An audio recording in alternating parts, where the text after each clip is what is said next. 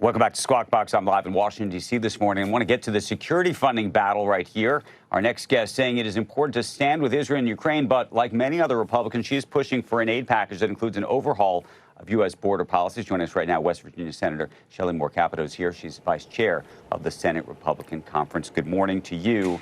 Good morning. Where do things stand right now? And do you have any hope that things are going to shift given what seems like a standstill?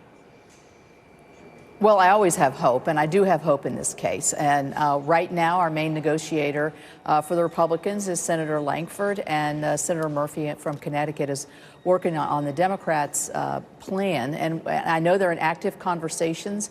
I think they do have some areas of agreement on the border policy issues.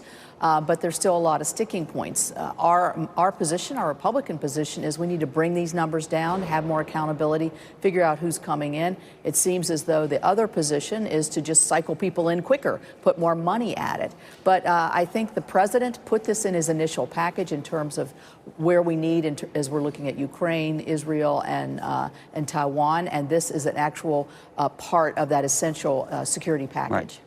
As you know, Democrats have pushed back on this idea in large part because what's been proposed appears to prevent, in certain cases, folks who are seeking legitimate asylum from crossing the border and immigrating. How is that all going to square itself?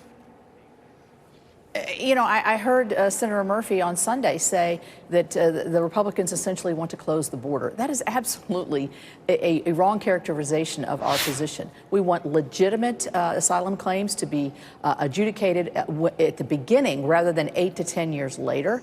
I think that we can have a system and policy changes that will make it so that people who are at the border as they're coming in, you can tell they are fraudulent charges and go ahead and send them back rather than into the country to await a further judicial hearing. And so I think we want to have accountability for who's coming. I think we've seen that there are over hundreds that are coming in from the terror watch list. The numbers are just astounding. Every week there's a new record set. And so shutting down the border is not the objective. It's the accountability piece and pulling the numbers down.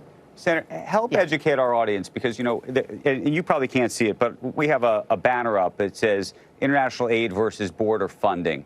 And everybody looks at it and says just border funding is the issue.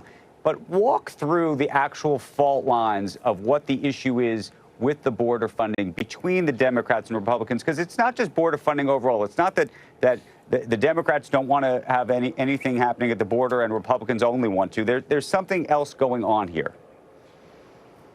Well, it's a difference, I think, Andrew. The way to explain it is the difference is money or policy. You see repeatedly Secretary Mayorkas coming before the Congress and saying, fix the border policy. In other words, for them to be able to enforce, although I don't think they enforce strongly as they need to be able to enforce to bring those numbers down, to have deterrence. And so as you look at it, when you see the border funding, you're talking about funding more people that will take your paperwork and get you into this country quicker. That's the funding piece. Or what we would like to see funding is more internal enforcement, more turning back to your original country, more deterrence so that people won't see that it's an open door when you come in and you could stay 8 to 10 years without any kind of interference. So it's a policy change rather than just throwing more money at a problem that's growing every single day.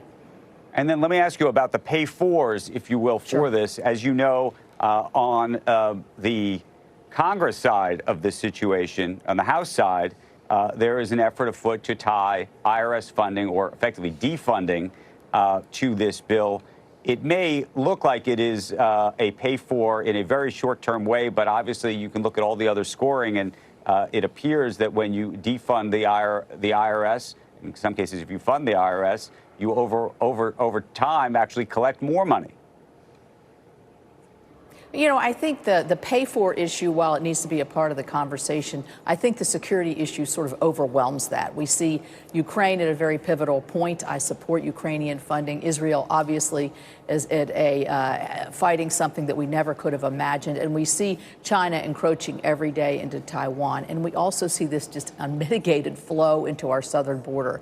So I think in the end, the pay-for issues will probably fade away.